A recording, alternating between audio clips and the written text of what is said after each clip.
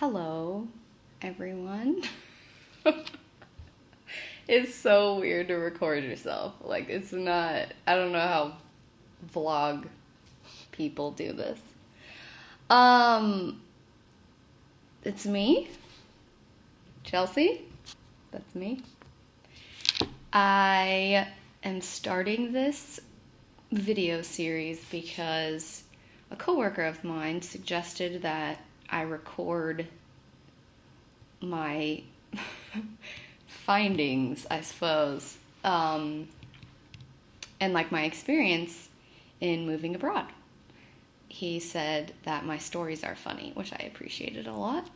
And I thought this is a way better way to connect than writing out tons of emails, which takes so long. And journaling is more private, so this is like a way to just share with people like what's going on. Because I just assume that my family wants to know. So yes, I'm in Buenos Aires, Argentina currently. I've been here almost 3 weeks. I arrived on March 12th, 2019. Left the US March 11th, 2019.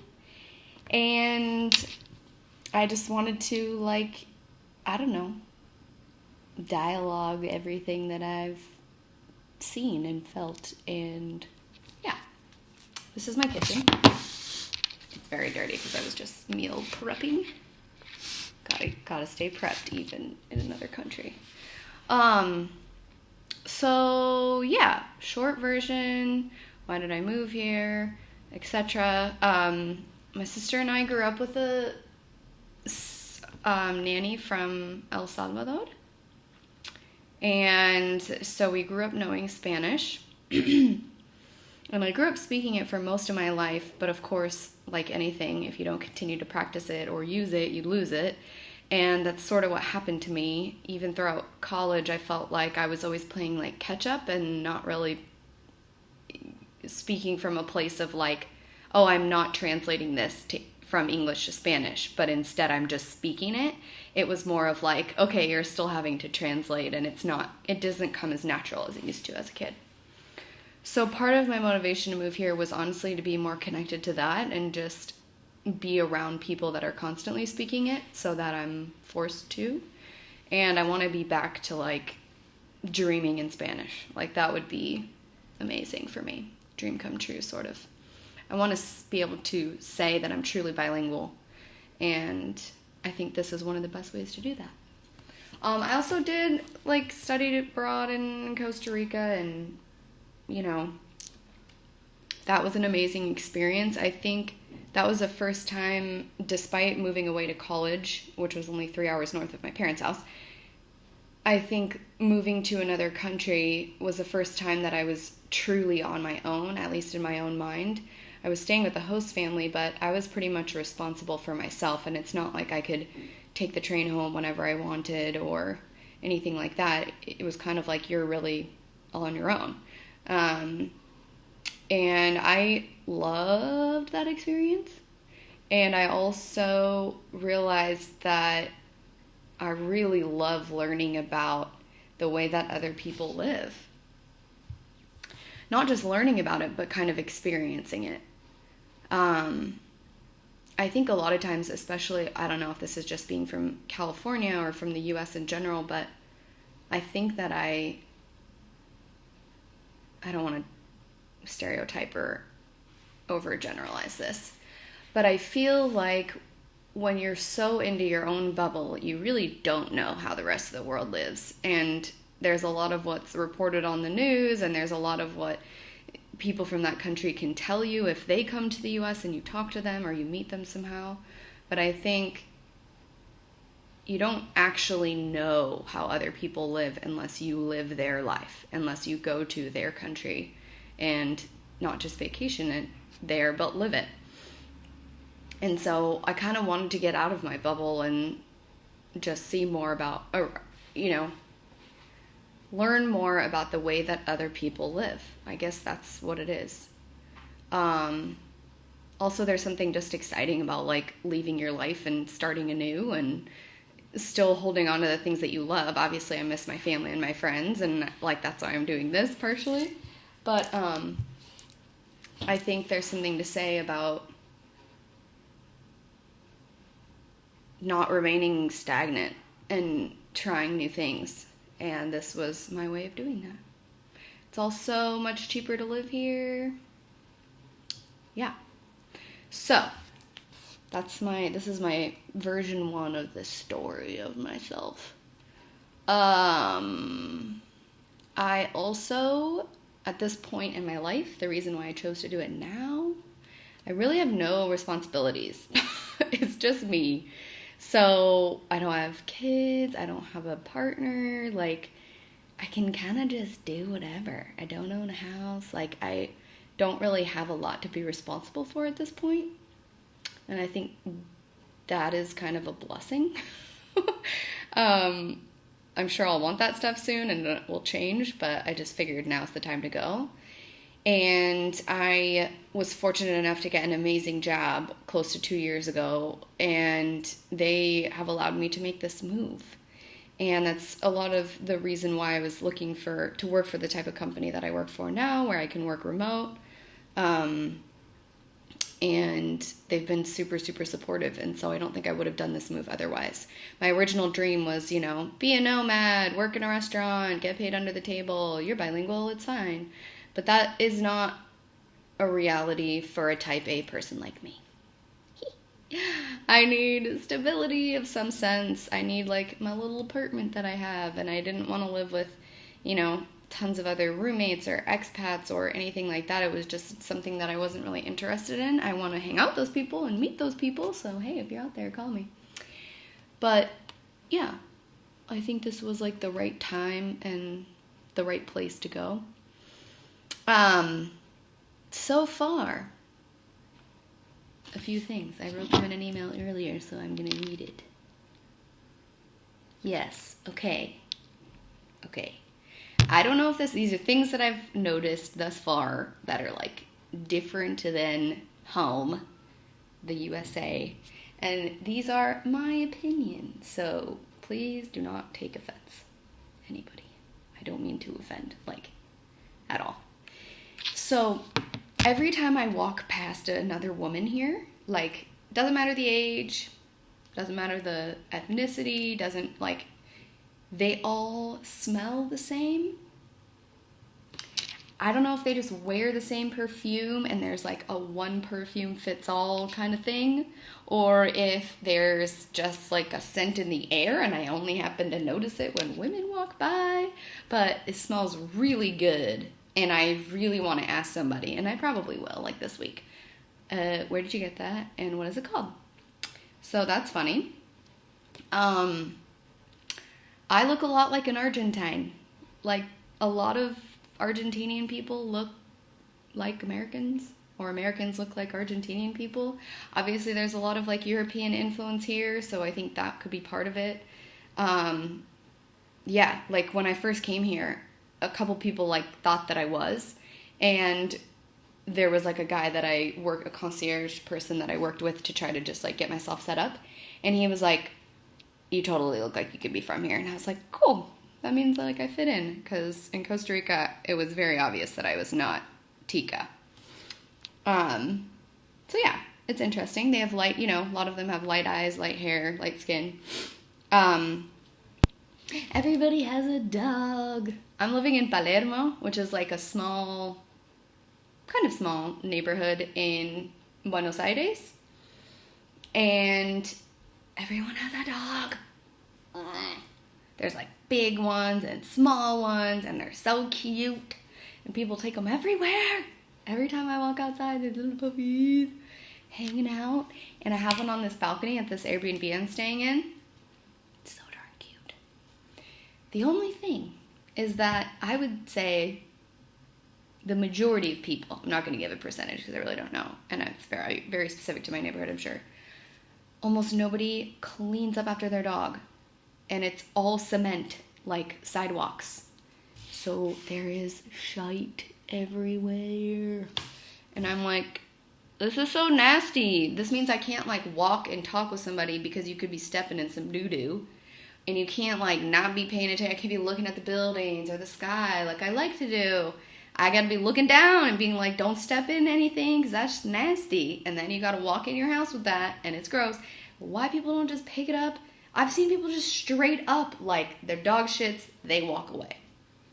That is, I don't understand that. But then there's some people who clean it up. So I don't know if it's like a social norm to just not do it or what. But yes, you do have to be careful. Also, like many countries outside of the U.S., despite what the street signs say, pedestrians don't have the right of way. Cars be going fast, like, and there's a crosswalk, and they don't really look for you because they're like, I'm on my way, gotta go.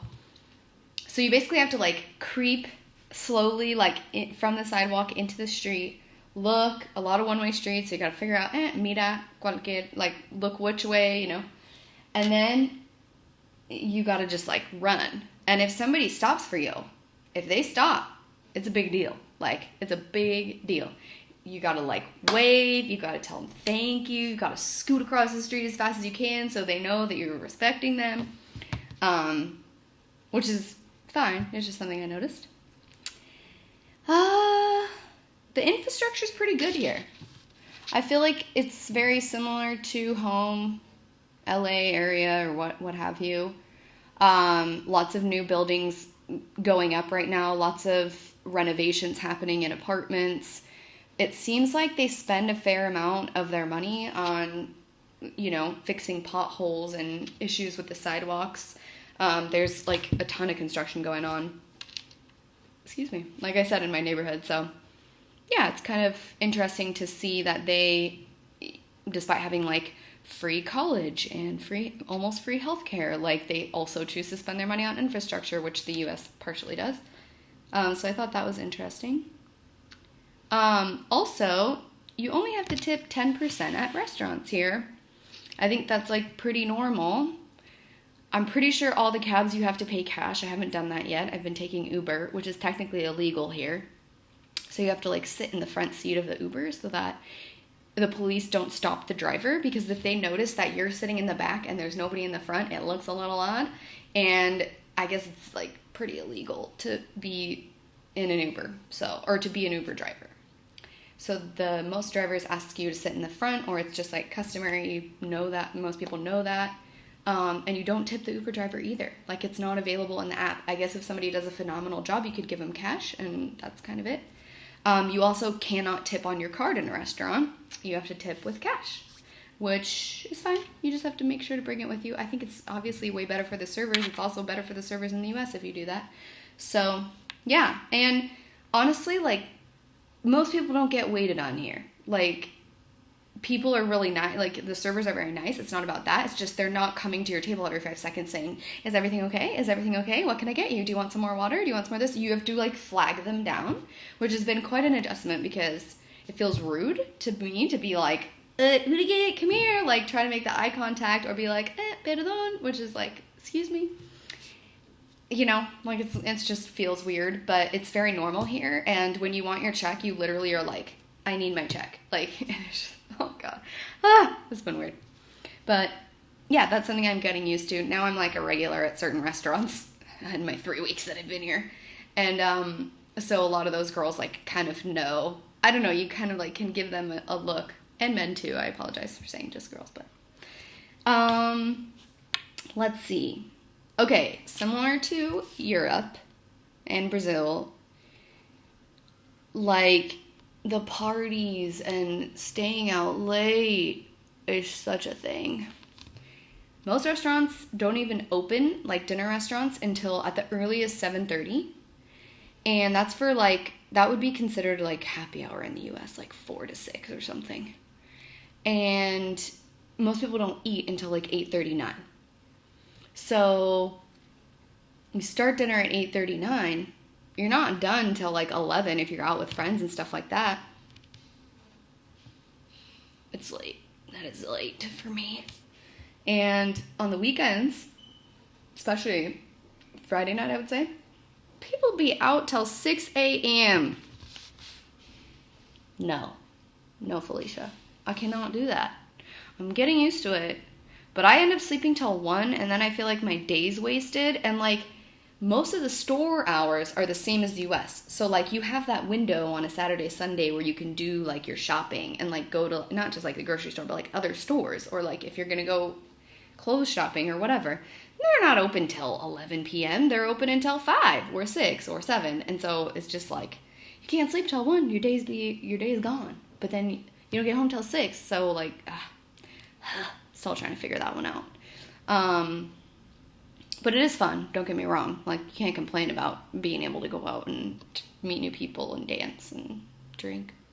But yeah, I have found some really awesome bars and restaurants, and there's a lot of different kinds of people here, like very eclectic, similar to LA. You've got people that you can see are in like one music scene versus another. And there's lots of free events that happen here, which I think is amazing. Things that the city will put on for people, and you just usually have to like sign up for a ticket, and then you can get in for free. Right next to my house is like a Japanese garden, which I hope to go to soon, a botanical garden, which I hope to go to soon. Tomorrow, I'm going to this thing. I gotta look up the name now, of course. Bomba de something. And from what I understand, this event is like a drum circle performance, like several of them. And it's kind of like the hippie, like people are going to be smoking weed and hanging out and like, you know, the like chill vibes. But I'm going for the music and because my friend invited me. And let's see what the name of it is, because this is embarrassing. Bomba del Tiempo. La Bomba del Tiempo. Which is drum time? I don't know. See, this is why I'm here, to work on my Spanish. It's going really well so far, can you tell? So, yeah. Those are some things that I would like to do in the future. I got connected to a Spanish teacher, so I might start going to lessons now, and then, you know, in a year from now, I'm probably not going to need them anymore, but it'd be nice to just make sure that as I'm speaking, I'm actually, you know, using the right tense and my grammar is correct so that I'm not just repeating stuff that's wrong. And a lot of people are polite and they're not really telling me when I'm wrong, even though I ask them to.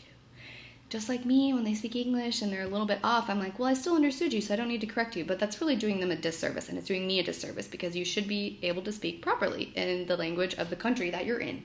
So, yeah, that's something that I definitely want to work on. So I might start taking those lessons. I just bought a yoga mat today, so that means I can start, like, working out in my apartment. I need to find a place to do my nails, because this is not a norm for me. I don't like this. Actually, they don't look so bad, but yes, for people who know me well, you know that I'm into my nails, and I want a place to do that.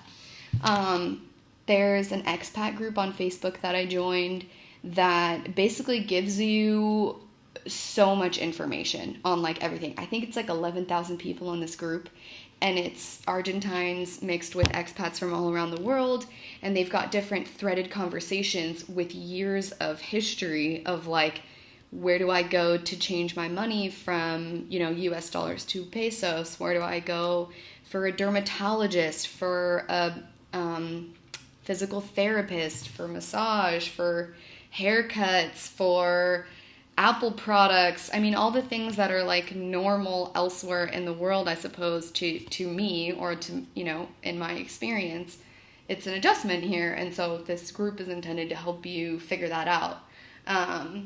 In my co-working space, I've met some like really awesome people as well that have been helping me. So got connected to like another apartment that's going to be a little bit cheaper than this one. Went to my first asado the other day, which is like a very famous Argentine barbecue. Basically, like, people have barbecues here all the time. So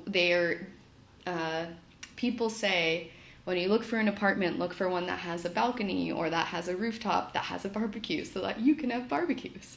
It's like a part of the culture, so much so that, like, it's a criteria for, like, looking for a house, which I thought was cute and funny. And And of course, as someone who doesn't really eat that much meat, it was very interesting. So my friend who runs a co-working space was like, just make sure to bring your own meat, bring whatever you want to drink, and then we'll hang out. And it was the first time that I actually like hung out with a group of Argentines. That was just this past week. So that was really awesome. Everyone's super nice, and there's something in the air here. Like most Latin culture, in my experience, it's comprised of people who are very kind and very honest. And I think the people who aren't, you can really see through the bullshit quick. I think in the US, people are better at hiding who they are. Like, I don't know. Maybe this is, I mean, obviously this is very much my experience, but sometimes I feel like you meet people and you can't really tell that something is off. They seem totally nice, totally whatever, like genuine good people, and then they're not. And I feel like here, it's easier to tell. I don't know if it's an authenticity thing or if it's just a like my vibe because I'm the foreigner, like I can read it more, or I don't know. But I think here it's easier to see who the good people are, and there's so many of them. And I think, I don't know, I think that you can tell the people who are genuinely interested in being your friend or helping you out or trying to understand where you come from in your world.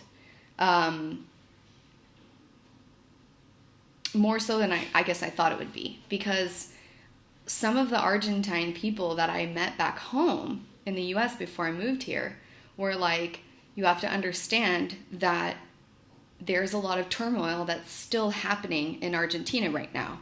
Like if you look in world events and world news, there's crises going on here. There's a lot of economic stuff happening, you know, relatively new president here. The exchange rate between the dollar and the peso is insane. Everything is very like volatile, and I think in general, like people, money is definitely a concern in some sense. Just not because they're worried about earning so much, you know, that they're living this really high class life per se, but I think just to be able to get by, it's hard and it's difficult. And I think that my Argentine friends back home were trying to help me understand that the vibe might not be very good. And in general, people might be a little bit desperate. And I just haven't faced that yet, like at all. And it could be because the places that I'm choosing to hang out are good places comprised of good people, but it could also be because despite everything going on, people here are very humble and they really, everything is calm. I don't think people really care that much about money where I'm at, or maybe about status, or I don't know. If people are worried about their own like well-being, not necessarily the status piece, but just getting by, it's not really that obvious to me. Everyone seems happy. And they're all really proud to be from here, the ones that I've met, and I think that that's awesome. And so far, I mean, it's been 3 weeks, I don't think I'm gonna leave for like a long time. Yeah. I found peanut butter the other day, so like basically that's it. We good.